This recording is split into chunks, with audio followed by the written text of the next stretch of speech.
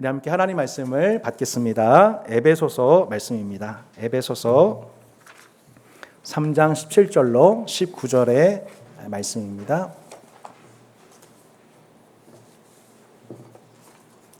에베소 3장 17절로 19절 말씀 3절입니다. 자, 같이 함께 합독하겠습니다.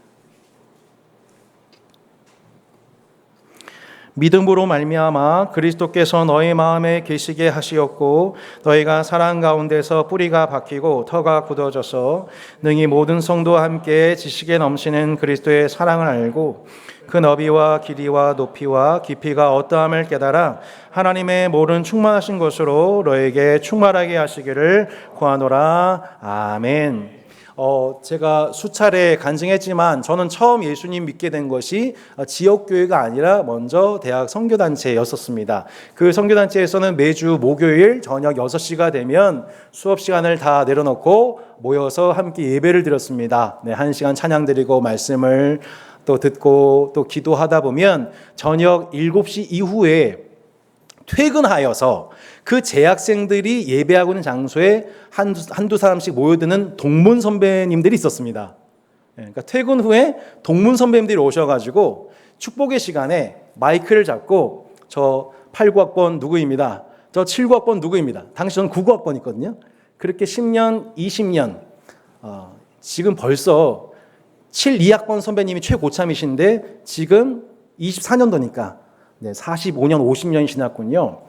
그렇게 30년, 심지어 40년의 격차가 있는 동문 선배님들이 오셔서 지금 그 시간이 흐른 뒤에도 어떻게 자신이 예수님을 믿고 있고 열매 맺고 있는지 이거를 간증하고 그리고 그 재학생들에게 밥을 사주시는 문화가 지금도 현재 진행형입니다. 그 모습을 보면서 저와 같은 많은 후배들은 여러 가지 생각을 하게 됩니다. 네. 혹시 뭐 꼰대다 이런 생각 하시는 분 있을지 모르겠지만 꼰대다 이게 아니라 이런 고민이 시작이 되는 겁니다. 나는 어떻게 하면 저렇게 10년, 30년, 40년 뒤에도 저렇게 한결같이 주님을 사랑하고 또 실력적으로나 인격적으로나 성품적으로 균형 있게 성장해 갈 수 있을까? 그 선배의 모습을 보면서 후배들은 다 그 고민을 하기 시작한 겁니다. 그리고 저도 그 고민을 한 지 어느덧 25년이 흘렀더군요. 자, 그 고민을 하면서 나도 지금 한때 청년의 때가 아니라 혹은 지금 주님을 만난 지금 한때가 아니라 내가 10년, 20년, 30년 숨이 지기 전까지 계속 내가 예수님을 믿는 신자로서 나의 마음이 어떻게 하면 한결같을 수 있을까를 고민하는 성도들에게 오늘 사도 바울이 가르쳐주는 에베소 3장 17절 후반절로 19절의 말씀이 이 말씀이 여러분에게 길잡이가 되기를 소망합니다. 자, 우리 함께 17절 중반절 이후부터 한번 읽어볼까요? 너희가 사랑 가운데서 뿌리가 박히고 터가 굳어져서 능히 모든 성도와 함께 지식에 넘치는 그리스도의 사랑을 알고 너비와 길이와 높이와 깊이가 어떠함을 깨달아 하나님의 모든 충만하심으로 너에게 충만하게 하시기를 구하노라. 아멘. 영어로 이렇게 나와 있습니다. And I pray that you being rooted and established in love. 약간 구리죠? 다시 뿌리가 내려지고 사랑 안에 세워지기를 바란다. 이렇게 나와 있습니다. 이 사도 바울의 용어는 다분히 식물학적이고 건축학적이죠. 이 표현이 에베소서만 등장하는 것이 아니라 골로새서에서도 이렇게 등장합니다. 그러므로 너희가 그리스도 예수를 주라 받았으니 그 안에서 행하되 그 안에 뭐요? 뿌리를 박으며 그리고 뭐요? 세움을 받아. 식물학적이죠? 건축학적이죠? 교훈을 받은 대로 믿음에 굳게 서서 감사함을 넘치게 하라 이렇게 나와 있습니다. NEB에는 이것을 뭐라고 하냐면 깊은 뿌리와 확실한 토대라고 했습니다. 뭐라고 해요? 깊은 뿌리 그리고 뭐예요? 확실한 토대라고 합니다. 방금 우리가 서로가 서로에게 뭐라고 축복했냐면 너는 시냇가에 심은 나무라 라고 했습니다. 깊은 뿌리, 확실한 토대 위에서 성장하는 나무와 같다라고 서로를 축복한 것이죠. 예수님도 이렇게 말씀하셨습니다. 자, 마태복음 우리 13장 말씀 PPT 보시면 덜어는 흙이 얕은 돌밭에 떨어짐에 흙이 깊지 아니하므로 곧 싹이 나오나 해가 돋은 후에 뭐래요? 뿌리가 없으므로 말랐고 네 가지 그 유명한 네 가지 밭의 비유 중에 돌밭의 비유와 그 결과입니다. 이에 대해서 예수님이 더 영적인 해석을 하셨지요. 돌밭에 뿌려졌다는 것은 말씀을 듣고 즉시 기쁨으로 받되 그 속에 무엇이 없어요? 뿌리가 없어 잠시 견디다가 말씀으로 말미암아 환난이나 박해가 일어날 때는 곧 넘어지는 자요라고 말씀하고 있습니다. 흙이 얇은 돌밭 곧 뿌리가 깊게 형성되지 않는 식물은 물론 그 씨가 이미 발라했고 일부분 성장이 나타났지만 결국 열매를 맺습니까? 못 맺습니까? 예, 열매는 맺지 못합니다. 생명이 있지만 열매는 맺지를 못해요. 왜 그래요? 뿌리가 없어서 그렇습니다. 자, 뿌리가 있으면 어떻게 될까요? 뿌리가 적실하게 내려져 있으면 그 뿌리가 대지로부터 그리고 주변의 시냇가로부터 적절한 모든 좋은 것들, 영양분들, 수분들을 흡수해서 그 뿌리가 흡수해서 해가 돋아날지라도 해가 장렬할지라도 타지 않습니다. 왜요? 대지로부터 뿌리가 수분과 영양분을 흡수했기 때문이지요. 그런데 이 흙이 얇은 돌밭에 뿌려진 씨는 안타깝게도 뿌리가 없으므로 해가 돋자마자 그 잎사귀가 마르게 되었다. 타버렸다라고 말씀하고 있는 겁니다. 반면 시냇가에 심은 나무가 그 잎사귀가 마르지 않고 시절을 쫓아 열매 맺는 이유는 뭐냐면 시냇가에 심겨졌기 때문이고 그 시냇가로부터 뿌리가 그 모든 좋은 것들을 흡수하고 있기 때문이죠. 나무가 깊은 뿌리를 내려 생명력을 얻듯 확고한 토대 위에 건물이 세워질 때 그 건물은 흔들리지 않게 되는 거죠. 그래서 예수님은 그렇게 식물학적으로 건축학적으로 이것을 설명하셨던 것입니다. 비가 내리고 창수가 나고 바람이 불어 그 집에 부딪히되 무너지지 아니하나니 이는 주추를 반석 위에 놓은 까닭이요 나의 이 말을 듣고 행하지 아니한 자는 그 집을 모래 위에 지은 어리석은 사람 같으리니 비가 내리고 창수가 나고 바람이 불어 그 집에 부딪힘에 무너져 그 무너짐이 심하니라 라고 말씀하고 있습니다. 자, 두 종류의 집이 있다는 것입니다. 네, 하나님의 말씀을 듣는 성도들도 지금 두 집으로 지금 우리는 종말론적으로 두 집으로 나눠지고 있습니다. 지금 우리 한 자리 모였지만 어떤 사람은 나중에 무너지지 않는 집, 외풍에도 불구하고 무너지지 않는 집으로 드러나게 되고 어떤 집은 와르르르 하고 무너진 집이 된다는 거예요. 한 사람은 그 집을 어디에 뒀다는 거예요? 어리석게도 모래 위에 두었습니다. 터를 잘못 잡았습니다. 그 결과 그 집은 결정적 순간 제 기능을 발휘하지 못하고 애물단지가 되어버립니다.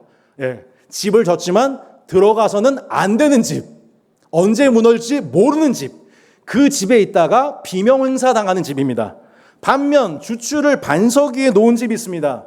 이 집은 비나 창수나 바람이 몰아닥쳐도 그 외적인 것에 의해서 무너지지 않고 그 집 안에 있기 때문에 보호받게 됩니다. 생명을 지키게 됩니다. 이유는 간단합니다. 그 집이 확고한 토대 위에 세워졌기 때문입니다. 사랑하는 여러분, 그렇다면 그 확고한 토대는 무엇입니까? 그 시냇가는 무엇입니까? 우리는 하나님의 동역자들이요. 너희는 하나님의 무엇이요? 밭이요. 하나님의 집이니라. 내게 주신 하나님의 은혜를 따라 내가 지혜로운 건축자와 같이 터를 닦아둠에 다른 이가 그 위에 세우나 그러나 각각 어떻게 그 위에 세울까를 조심할지니라. 자, 마지막은 같이 한번 읽어볼까요? 이 닦아둔 것 외에 능히 다른 터를 닦아둘 자가 없으니 이 터는 곧 예수 그리스도라. 아멘. 여러분, 신자와 교회의 유일한 터, 주춧돌은 무엇입니까? 예수 그리스도이십니다. 성도를 믿으세요?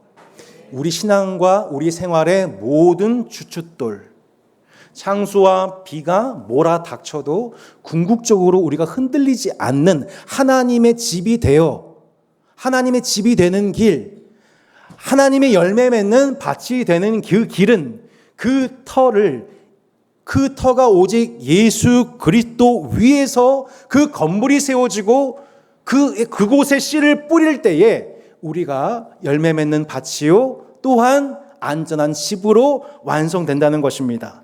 고린도 교회 안에는 예수 그리스도 외에 다른 터를 짓는 자들이 있었습니다. 그 터는 예수님이 아니라 도시 문화였습니다. 여러분 이해가 되세요? 예수 그리스도 위에 자신의 신앙의 터를 세우는 것이 아니라 도시 문화를 자신의 터로 삼는 자들이 있었습니다. 자기의 은사를 사람들 앞에서 과시하고 또 업적을 자랑하고 그곳으로 남을 군림하려 하는 사람들이 있었습니다. 섬기지 않고 섬김 받으려 하는 자들이 있었습니다. 자신의 자유를 강조하고 연약한 형제들을 위해 절제할 줄 모르고 책임지지 않는 자들이 있었습니다. 형제에게 덕이 되지 않는 말과 은사 사용을 통해 교회를 어지럽힌 자들이 있었습니다. 이 모든 모습이 어디서 나오는 거예요? 도시 문화, 고린도의 도시 문화, 자기 과시, 자기 홍보, 자기 과열, 고린도라는 도시 문화를 터 삼아 그 터를 옮기려 하는, 교회 안에 그 터를 심으려 하는 자들이 있었다는 거예요. 그 터가 예수님께 있는 게 아니라 세속 문화에 있었다는 거예요. 여러분, 우리가 왜 풍성한 삶의 기초 과정을 감당해야 되냐면, 이 과정을 해야 되냐면 그 터 문제를 다루고 있는 겁니다. 풍성한 삶의 기초 과정을 준비 모임을 이제 앞두고 있는 과정 속에서 내 터가 지금 예수 그리스도를 기반으로 하지 않고 있었구나, 내 육신에 두고 있었구나, 혹은 도시 문화에 두고 있었구나, 혹은 교회 전통에 두고 있었구나, 내가 다른 전통 위에서, 예수 그리스도가 아닌 다른 전통 위에서 내가 지금 내 신앙의 업적을 쌓아가고 있었구나라고 하는 것들이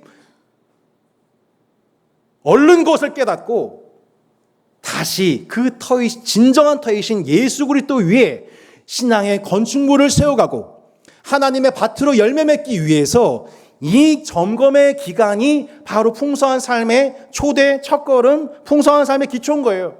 네, 저 오늘 아침까지 설교문을 바삐 쓰느라고 오늘 설교문이 7시 50분에 완성이 됐어요. 저 하율이가 안 껴져 큰일 날 뻔했습니다. 그리고 하라가 제 옷을 막 코디해 줬어요. 막 이렇게 아빠 넥타이 예쁘다고 막. 근데 급한 마음에 제가 와이셔츠를 이렇게 하다가 첫 단추를 잘못 꿰맸어요. 어떻게 해야 돼요? 그대로 올 수가 없어요. 어떻게 해야 돼요? 다 풀어쳐야 돼요. 첫 단추를 다시 꿰매야 돼요. 여러분, 신앙생활이 마치 이와 같다는 거예요. 신앙생활을 열심히 하는 게 중요한 게 아니라 신앙생활을 예수 그리스도의 터 위에서 쌓아져가는 게 시작되는 것이 중요한 것입니다. 첫 단추를 잘 깨는 것이 중요합니다. 근데 우리가 마치 첫 단추를 엉뚱하게 꿰매어 다른 터 위에 신앙생활을 하는 것이 그 고린도 교회 왜곡을 낳았던 것처럼 교회를 다니고 있지만 많은 성도들이 예수 그리스도를 터로 삼지 않고 자기 자랑이나 자기 업적이나 혹은 자기 과시, 자기 증명 이런 걸 신앙생활에 대체해버리게 되면 그 교회는 세상으로 비판받는 교회에 열매 맺을 수밖에 없는 거죠. 사도 바울이 이렇게 얘기합니다. 너희는 하나님으로부터 나와서 그리스도 예수 안에 있고 예수는 하나님으로부터 나와서 우리에게 네 가지가 되세요. 뭐예요? 지혜와 의로움과 거룩함과 구원함이 되셨으니. 여러분, 우리는 시냇가이신 참터가 되시는 예수 그리스도에게 뿌리를 내린 자들입니다. 그 뿌리를 통해서 우리가 뭘 공급받게 되는 거예요? 예수 그리스도의 지혜와 예수 그리스도의 의로움과 예수 그리스도의 거룩함과 구원을 공급받게 되고 그리하여 예수 그리스도의 열매를 맺게 되는 것입니다. 너희는 사도들과 선자들의 터 위에 세우심을 입은 자라. 그리스도 예수께서 친히 모퉁이 돌이 되셨느니라. 그의 안에서 건물마다 서로 연결하여 주 안에서 성전이 되어가고 너희도 성령 안에서 하나님이 거하실 처소가 되게 하여 그리스도 예수 안에서 함께 지어져 가느니라. 모퉁이 돌 기억하시나요? 네, 모퉁이 돌. 네, 그죠. 건물의 네 군데 모퉁이에 자리 잡은 반듯한 사각형의 돌. 예수님은 우리의 터가 되신과 동시에 건물의 내 모퉁이 되심으로 말미암아 기준이 되어 주십니다. 그래서 돌 원석 그대로 이 건물 위에 세워지는 게 아니고 모퉁이 돌을 기준으로 재련되고 정교하게 깎여지고 다듬어져서 마침내 벽돌 하나하나가 건물에 놓이게 된다고 말씀드렸죠. 그렇게 하나님이 거하시는 흔들리지 않는 견고한 집으로 세워져 가는 집이 바로 저와 여러분 교회인 것입니다. 오늘 이 말씀 보세요. 너희가 사랑 가운데서 뿌리가 박히고 터가 굳어져서 능히 모든 성도와 함께 지식이 넘치는 그리스도 사랑을 알게 해달라고 기도합니다. 전 이 비유를 생각할 때에 이 말씀 생각할 때 이 비유가 좀 생각이 납니다. 2010년도에 제가 아들을 얻었습니다. 제가 낳은 게 아니고 얻었습니다. 손하민이라고 하는 지금 이제 중2입니다. 네. 이 친구가 태어났을 때 친구가 아니라 아들입니다. 얼마나 이게 예쁜지 그냥 얼마나 예쁘고 귀한지 그냥 목마도 태우고 막 그 앞에서 막 이렇게 팬티바람을 막 춤도 추고 보기만 하면 막 그냥 하민 하면서 노래가 막 나옵니다. 이렇게. 근데 그렇게 하민이를 자녀를 예뻐하다가 어느 순간 팍 하고 깨달은 게 있었습니다. 그게 뭔지 여러분 아세요? 야, 내가 이렇게 내 자녀 하민이를 사랑하듯이 아버지가 나를 이렇게 사랑하셨겠구나 싶은 겁니다. 예. 왜냐하면 저는 청년 시절에 아버지에 대해서 너무 불만이 많았습니다. 지금 저희 아버지 온라인 예배 드리고 있는데 아버지 사랑해요? 예. 끝까지 들으세요. 끄시면 안 돼요. 예. 청소년 시절에 아버지 대하시는 그 아버지들의 특유의 표현 있잖아요. 거친 표현들. 그 너무 불편해가지고 이렇게 제가 제일 좋아했던 말씀이 뭘까요? 본토 친척 아버집을 떠나. 네. 제 평생 비전. 본토 친척 아비 집을 떠나게 하옵소서. 네. 제발 아버지 품을 떠나게 하옵소서. 이게 제 평생 기도 제목이었었습니다. 근데 이제 떠나가지고 이제 결혼해가지고 자녀를 낳고 키우다 보니까 저를 얼마나 아버지가 사랑하셨을지를 거꾸로 그 순간 느끼게 되는 거예요. 예. 10년이 지났습니다. 10년이. 어느덧 10여 년 지나서 이제 15년이 되었습니다. 저는 15년 전보다 훨씬 더 많은 부분에서 아버지를 자유롭게 사랑합니다. 네. 그러니까 훨씬 더 무슨 뜻이냐면 아버지가 내가 생각했던 것 이상으로 나를 더 많이 사랑하셨다는 것을 이제는 이해가 됩니다. 그게 무슨 말이냐면 옛날에는 그 듣기 싫었던 모든 말들이 아버지가 왜 나한테 그 말을 할 수밖에 없었는지 이 거친 세상을 이해하다 보니까 그 거친 세상을 배경으로 아들아 난 너한테 이거를 얘기할 수밖에 없다는 그 거친 말들이 여과되지 않은 말들이 막 쏟아진 거죠. 그래서 지금은 아버지가 어떤 거친 말을 해도 그 말이 거칠게 느껴지지가 않아요. 예. 그 말, 모든 말 가로 열고 뭐야? 진원아, 아빠가 널 사랑한다 해줘. 진원아, 아빠가 널 사랑한다. 이게 뭐예요? 가로 속에 있는 말. 근데 내가 청소년 시절 그토록 듣고 싶었단 말. 그 말은 못 하시고 사랑하기 때문에 했던 말들이 거칠게 왔던 거죠. 근데 당시 그건 사랑을 느끼지 못했었던 거죠. 여러분, 아버지가 지금 갑자기 저를 더 많이 사랑하신 게 아니죠. 아버지 사랑은 제가 처음 태어났던 45년 전이나 지금이나 똑같죠. 다만 제가 성장한 만큼 아버지가 나를 사랑하는 것을 알게 되는 겁니다. 한 번만 쓰는 표현, You know what I'm saying? 아버지가 나를 향한 사랑은 한 번도 변한 적이 없는데 내가 성장한 만큼 그 아버지의 사랑을 깨닫게 되는 거라고요. 이게 하나님과 관계 속에서 신자가 영적 성장해야 하는 이유예요. 하나님의 사랑은 태초전부터 지금까지 여러분을 향한 사랑이 한 번도 변함도 다함도 쇠함도 없습니다. 확신합니다. 앞으로 여러분이 어떤 죄를 범하든 어떤 볼썽사나운 짓을 한다 할지라도 여러분을 향한 하나님의 사랑은 변하지 않습니다. 예, 사랑 안 변해요. 그래서 어떤 신학자는 한번 죄를 범해 보십시오. 마음껏 한번 죄를 범해 보세요. 한번. 하나님의 사랑이 변하나 안 변하나. 그 사랑 안에서 죄를 범해 보십시오. 이렇게까지 얘기했던 거예요. 하나님의 사랑을 깨닫게 되는 신자의 여정이 마치 이와 같다는 거예요. 그 사도 바울이 이걸 이해하고 이렇게 얘기한 거죠. 내가 어렸을 때에는 말하는 것이 어린아이와 같고 깨닫는 것이 어린아이와 같고 생각하는 것이 어린아이와 같다가 장성한 사람이 되어서는 어린아이 일을 버렸대요. 하나님의 사랑은 태초부터 지금까지 영원토록 변함이 없으신데 다만 회심한 신자가 영적으로 성장하는 만큼 하나님의 사랑을 이해하게 되는 거예요. 그러니까 갓난아기 때부터 그렇게 엄마 하더니 엄마 하더니 어느 순간 엄마 미워 막 이래요. 요즘 소나라 특기 엄마 미워 삐졌어 막 이렇게 아빠만 사랑해 아빠 아이스크림 사줘. 왜 알고 보니 아이스크림이 더 사랑했어요. 사춘기가 오면 엄마 미워 이게 아니라 뭐예요? 엄마가 내게 해준 게 뭐 있어? 이렇게 된 거죠. 사춘기가 되면 엄마가 내게 해준 게 뭐 있어? 아우 얄미워. 그러면서 막 다른 집과 막 비교하기 시작한단 말이에요. 심지어 집을 나가서 독립해버리기도 한단 말이죠. 그러다가 철이 들면 이렇게 얘기하는 거죠. 라디오스타 보셨나요? 네, 라디오스타 나오는 명대사. 제가 제일 좋아하는 대사. 예전에는 엄마가 제일 미웠는데 지금은 세상이 다 믿고 엄마만 안 믿더라? 이렇게 되는 거죠. 엄마 보고 싶어. 엄마 어딨어? 하라 아닙니다. 예. 엄마만큼 날 사랑하는 사람이 없다고 막 우는 거예요. 막 이렇게.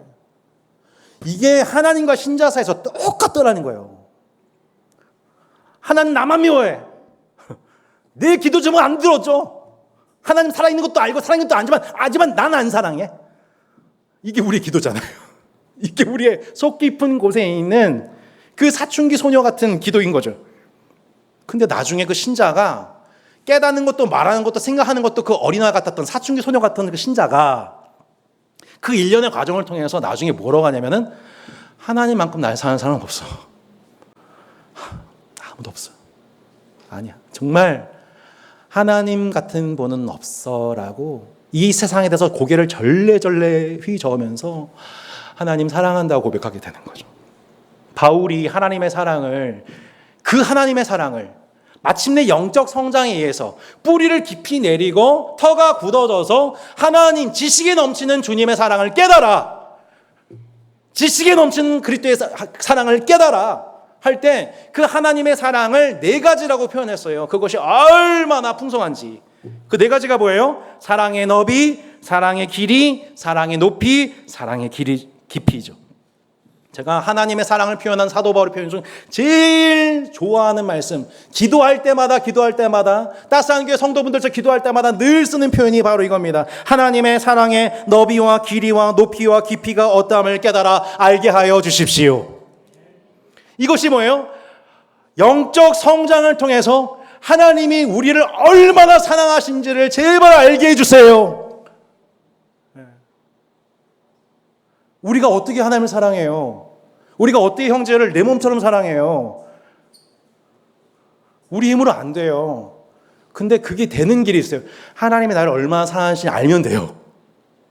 하나님이 나를 얼마나 사랑하시는지를 알게 되면 돼요. 그거를 경험하면 그 사랑으로 내가 너희를 사랑한 것 같이 너희도 사랑하라가 그때 되는 거예요. 할렐루야. 여러분, 주님이 나를 얼마나 사랑하는지를 누리는 여러분 되시기를 바랍니다. 하나님의 사랑의 너비와 길이와 높이와 깊이가 어떠함을 깨달아 하나님의 모든 충만하신 것으로 여러분을 평생 충만하게 하실 주님을 찬양합니다. 하나님의 사랑이 얼마나 넓은지를 알게 해달라고 우리는 기도해야 돼요. 여러분 뭐라고요? 하나님의 사랑이 얼마나 넓은지 알게 해달라고 기도하십시오. 우리는 하나님의 사랑을 애원하면서 내 삶의 특정 부분에 대해서 하나님 이곳을 향한 내 부분을 향한 하나님의 사랑을 나타내려고 기도합니다. 하지만 부모의 사랑이 자녀의 삶과 인격과 과정, 결과 총체적으로 관심을 두고 복을 주듯이 하나님은 우리의 모든 너비에 걸쳐 우리 삶의 모든 너비 속에서 하나님은 우리를 사랑하여 주십니다. 하나님의 사랑은 너무 길어서 영원에 이르지요. 일순간적이지가 않아요. 하나님의 사랑은 감정과 상황에 따라 즉흥적으로 변하지 않습니다. 그래서 그 사랑을 알게 될수록 하나님을 더 신뢰하게 되고 그 결과가 뭐예요? 하나님의 사랑의 길이를 이해하게 된다는 것은 내게 주어지는 상황을 근시안적으로 바로바로 판단하고 해석하는 것이 아니라 오히려 그 과정 속에서 인내하며 하나님의 선한 결과를 소망하게 된다는 것을 말합니다. 그래서 어떤 주어진 결과들에 대해서 일희일비하지 않는 거죠. 계속 초점을 하나님 그분께만 두게 되는 기도가 뭐냐면 하나님의 사랑의 길이가 얼마나 긴지를 알기 원합니다. 이 기도인 거예요. 하나님의 사랑은 너무나도 높습니다. 그래서 여러분 기도하십시오. 하나님, 내가 그 사랑의 높이를 알기 원합니다. 하나님의 사랑의 높음을 알게 되면 내가 하나님을 섬기는 사랑의 수준이 얼마나 낮은 것인지를 알게 됩니다. 내가 지금 얼마나 낮은 수준에서 하나님을 사랑하는지를 알게 돼요. 하지만 그런 어린애 같은 나를 사랑하신 하나님을 알게 돼요. 그 높은 사랑을 보면서 그런 낮은 나를 사랑하신 하나님 앞에 겸손히 나아갈 때 하나님은 그런 낮은 나를 높여 주시지요. 그게 뭐예요? 하나님의 사랑의 높음을 알게 해달라는 기도인 겁니다. 세월이 지날수록 제가 제일 좋아하는 건 뭐냐면 하나님의 사랑의 깊이를 알게 해달라는 거예요. 이게 제가 요즘에 절감하고 있는 부분이에요. 세월이 지날수록 신자는 자신의 인생이 얼마나 연약하고 인생이 무한하지 않은지, 유한한지를 알게 됩니다. 그리고 내 안에 있는 죄성이 얼마나 더럽고 뿌리 깊은지를 보게 됩니다. 환장하는 거예요. 근데 내 죄인됨의 깊이를 깨달으면 깨달을수록 그런 나를 사랑하신 예수님의 십자가의 사랑에 그 깊이가 얼마나 깊고 그 사랑의 높이가 얼마나 넓고 그 사랑의 넓이가 얼마나 넓은지 그리고 그 사랑이 얼마나 긴지를 오히려 십자가의 너비와 길이와 깊이가 얼마나 컸는지를 더 경험하게 되더라는 겁니다. 예전에 누린 십자가의 사랑과는 비교가 되지 않는 그 크기의 십자가 사랑의 깊이를 깨달아 알게 되는 거죠. 그러니까 그 하나님의 사랑을 계속 해가 갈수록 세월이 갈수록 그 하나님의 사랑의 너비와 높이와 깊이와 길이를 깨달아 알게 되는 신자는 그 하나님의 사랑의 영향을 지속적으로 장기간에 걸쳐 받은 감화받은 인격과 영혼이 그 사랑을 가지고 내 옆에 있는 내 이웃을 그 사랑의 뭐예요? 넓이와 그 사랑의 높이와 그 사랑의 깊이와 못 빠졌어요. 길이를 가지고 예전에는 품을 수 없었던 그 형제를 품게 되고 예전에는 용서가 안 됐던 일이 용서가 되기 시작하고 저주하고 싶었던 그 대상자를 향하여서 도리어 복을 빌게 되는 그 사랑의 넓이와 길이와 깊이와 높이가 계속해서 충만해지는 그 성도의 모습이 마치 뭐와 같다는 거예요. 뿌리를 깊이 내려 시절을 쫓아 열매를 맺는 나무요. 또한 예수 그리스도의 터 위에 건축되어 그 터와 모퉁이 돌리신 예수 그리스도를 말미암아 세워지게 되는 건물로서 어떤 외풍이 와도 무너지지 않는 튼실하고 견실한 하나님의 건물, 그것이 저와 여러분을 향한 하나님의 꿈입니다. 하나님이 그 꿈을 이루실 것입니다. 신자의 영적 수준이나 상황에 따라서 하나님의 사랑에 대한 인식이 이렇게 바뀐다는 거예요. 그러니까 하나님의 사랑은 변함이 없어요. 하나님의 사랑을 의심할 게 못 돼요. 문제는 뭐냐면 내 영적인 수준과 상황의 문제인 거예요. 어린아 같을 때는 그 수준으로 말하고 생각하고 깨닫는 것뿐이에요. 아이스크림을 주지 않는 것을 보니 엄마는 나만 미워해. 근데 이제 좀 성장하면 아이스크림을 주지 않는 것은 엄마가 내 건강을 생각하기 때문이겠지 로 성장하는 거죠. 더 나아가서 나중에는 나도 내 아이에게 쉽게 아이스크림을 주면 안 되겠구나 이런 거죠. 여러분 부부 생활도 마찬가지 아니겠습니까? 김창욱 교수님께서 이런 이제 인스타에 영상을 남기셨더군요. 너무 인상적이어서 제가 토막을 인용을 하겠습니다. 부부의 관계 속에서 우리는 평생 두 가지를 착각한대요. 첫 번째, 열정기 때 이 열정이 영원할 것이다 라고 착각을 한대요. 예. 많은 분들이 믿지 않고 계십니다. 그죠? 이미 아닌 거 알고 계시잖아요. 그죠? 예, 이미 다 식어버렸어요. 예, 이렇게. 이 사랑과 열정이 영원할 거다. 보통 연애 시절 신혼 초기에 느끼는 감정이죠. 많은 분들이 그렇게 그 열정에 속아서 이렇게 결혼에 성공하셨습니다. 그런데 그 열정이 영원하지 않다는 것을 곧 알게 됩니다. 그래서 뭐가 와요? 권태기가 찾아옵니다. 권태기가 찾아오는 순간 도대체 내가 이 사람하고 왜 결혼했지? 오해하지 마십시오. 제가 느낀 감정은 아닙니다. 내면에서 지옥을 경험합니다. 근데 여기서 또 하나의 착각을 한다는 거예요. 뭐예요? 이 권태가 영원할 거다. 한 번은 이 열정이 영원할 거다. 한 번은 이 권태가 영원할 거다. 라고 하는 그 착각에 속지 않고 성숙기에 다다르는 부부들의 그 모습은 마치 숯불과도 같은 은은함과 따스함을 간직한 성숙기와 같다는 거예요.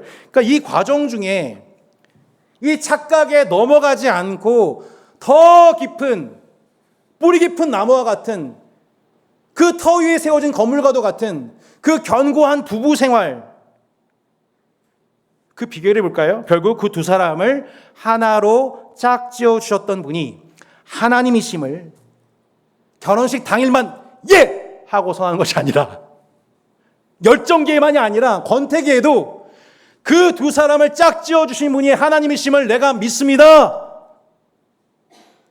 라고 놀랍게 아무도 아멘 안 하셔서 다시 한번 리바이벌을 하자면 다시 읽겠습니다. 결혼식 당일만 네! 라고 대답하는 것이 아니라 권태기가 찾아온 이 순간 내 아내가 남편이 어마어마한 실망감을 안겨준 순간에도 그럼에도 불구하고 두 사람을 하나 되게 하신 분이 주님이심을 믿습니다라고 그 권태기, 실망기, 쓰러지기 일보 직전에 네! 라고 선언하는 그 성숙을 향해 나아가는 그 부부관계 속에 하나님께서 복을 주실 줄로 믿습니다. 이 영적 성장의 은혜가 에베소 교회 성도들에게 부어지기를 위하여 바울은 무릎을 꿇고 간구한 것입니다.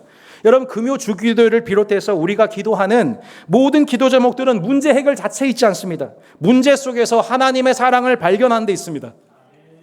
할렐루야. 예.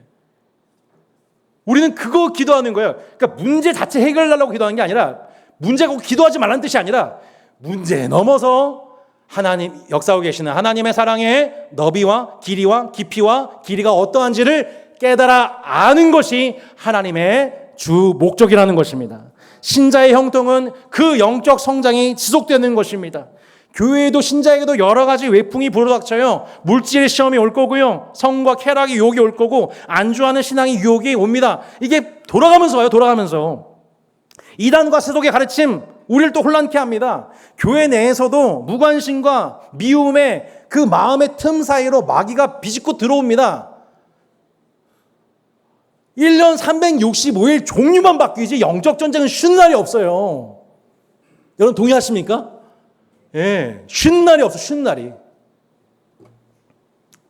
하나님의 성전으로 세워져 가는 진정한 성전 건축이 중단되기를 바라는 마음으로 마귀가 끝도 없이 일하고 있다는 거 여러분 기억하십시오. 이 가운데에서 그럼에도 불구하고 교회가 하나님의 성전으로 하나님의 집으로 하나님의 밭으로 그렇게 세워지고 견고해지고 열매 맺을 수 있는 이유는 우리의 터가 우리의 육신이나 사람이나 전통에 있지 않고 예수 그리스도가 우리의 터가 되시기 때문인 겁니다. 그거를 경험하게 되는 것이 진짜 예수 믿는 자가 누리게 되는 복인 것입니다. 찬송인 것입니다. 간증인 것입니다. 하나님의 사랑의 너비와 길이와 높이와 길이가 어떠함을 깨달아 세상 어떤 것도 두려워하지 않는 신자와 교회는 하나님의 모든 충만하신 것으로 그들을 충만하게 하시는 하나님을 체험하게 됩니다. 충만이 무엇입니까? 허무의 반대말입니다. 술 중독, 게임 중독, 영상 중독, 쇼핑 중독, 영상 중독. 우리는 다 그렇게 중독되어 있습니다. 지금 대한민국 스마트폰 하루에 평균 5시간 반 쓴답니다. 이제 놀라지도 않죠. 수면 시간입니까, 여러분? 거의 5시간 반을 스마트폰에 쓴대요. 저도 되게 부끄럽습니다. 여러분, 왜 그러는 거예요?